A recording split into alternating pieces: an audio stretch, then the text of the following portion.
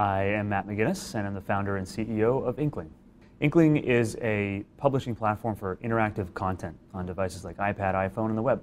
So we've grown over the course of 2 years probably from about 10 people to 100 people. And to do that, to retain talent, to attract talent, it's been, I think it's been most about knowing what we value, who we are and what our values are. When you look for someone and you want to bring them into the company, you got to know that they're actually compatible with the people you already have.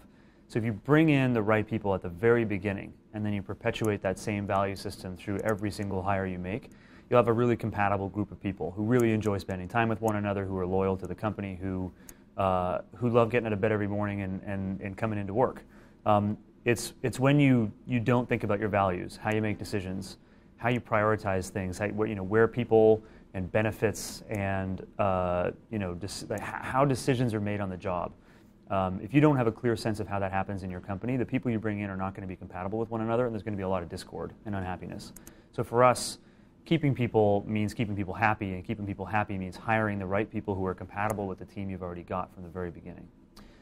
We have managed to make it work by thinking really hard about how to scale. In a startup, it's all about scale. It's about going from 1 user to 1 million users. It's about going from 10 employees to 100 to 1,000 employees. And you got to think about ways to achieve the outcomes that you were achieving very manually by scaling things up in a better way. We spend a lot of time thinking about how to scale our candidate screening and an onboarding process. And one of the ways that we're doing that now is actually implementing a program where only a select number of people in the company actually get to do interviews, and those people are trained up and given guidelines on how to actually find the right person to come into Inkling.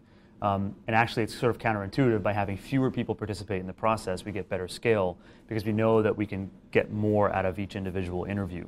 I still meet everybody who comes into the company, and sometimes that creates a bottleneck, but it's worth it. And we're gonna cling to that last pass, that last check for consistency until it's utterly impossible to keep doing it, because even at 100 people with the rate at which we've been hiring, we've been able to keep some of those core things that we've been doing from the very beginning as part of our hiring process. So it is aspirational to talk about values because it's sort of abstract, but the reality is that there are a lot of different kinds of values you can have. I'll give you very different examples. So you can run a company by bringing people in who make decisions by pounding their chests. Who's the loudest, who's the squeakiest wheel, who's the whiniest, who's going to be the person in the meeting who's going to dominate and force everyone to take a direction that's compatible with that person's opinion.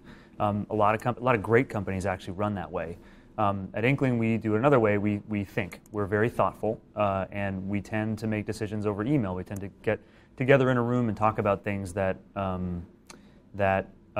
matter and spend time really contemplating. It doesn't have to be data-driven. Sometimes it's just about intuition, but we actually have a deep conversation about things.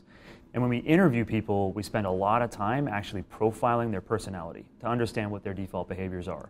So you go through a very dense battery when you interview with us of 5 or 6 people, and then at the end you actually get a personality profile interview where we go pretty deep on how you feel about things. How do you resolve conflict? How do you deal with people who have a differing opinion from you? And by getting to know somebody when they're tired and getting to know somebody when their guard is down and they've been through a long day is actually a really helpful way for them to show themselves to us and for us to get to know them at a much deeper level.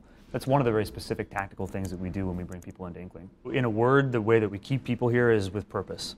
You got to know why when you get out of bed in the morning, the work that you're going to put in that day actually ties into something meaningful. And there's no shortcut for this. If you look at companies that have high attrition rates, they tend to be companies that are doing ad networks, companies that are doing maybe even games. Because at the end of the day, 18 months into your job, you're thinking, I'm not really contributing to something really big and meaningful here. It's not changing the world. It's not making somebody's life that much better. And so you move on and look for something more engaging. At Inkling, we're changing the world for the better in a lot of different ways. We're helping people learn better. We're reinventing an entire industry. And it's easy. It's almost a luxury for us to be able to assume that when folks come in and work at Inkling, they know that the work that they're doing is contributing to something big and important and meaningful. And you got to do the normal things. We cater luncheon every day. We give people competitive salaries. We make sure everybody has equity. Everybody gets a gym membership so they can get up out of bed in the morning and actually go work out before they come in here. But those things actually I don't think that if we were to cut back on benefits or if we were to change that sort of thing, it would really make a difference in the attrition rate one way or another. I actually think the reason that people stick with Inkling and the reason we have an insanely low attrition rate at this company is that is that they understand. Everybody understands why what they're doing adds up into something really, really meaningful. You know, I will say one other thing about the philosophy of running the business. And I think I learned this at Apple. A lot of companies want to be really good engineering companies. They want to be really good marketing and sales companies, and they think about one particular part of their business that they're going to be really, really good at. And it's rare, but it's true in this one case, that you can be good at everything. If you hire the right people who are compatible with your culture, and you really stick to your guns to get the right salesperson, the right engineer, the right marketer, the right designer, you can actually be a really good company from all of these different perspectives. Apple's a company that's done that. They've actually shown that you can be an awesome operations company, marketing company, design company, all of these different things under one roof. And very few companies have figured that out. And actually, it's hiring and retention and how you treat your employees, and by assuming the intelligence of each individual in your business, that allows you to actually be excellent in every single part of what you do. And that's something that we strive to do in all of our hiring.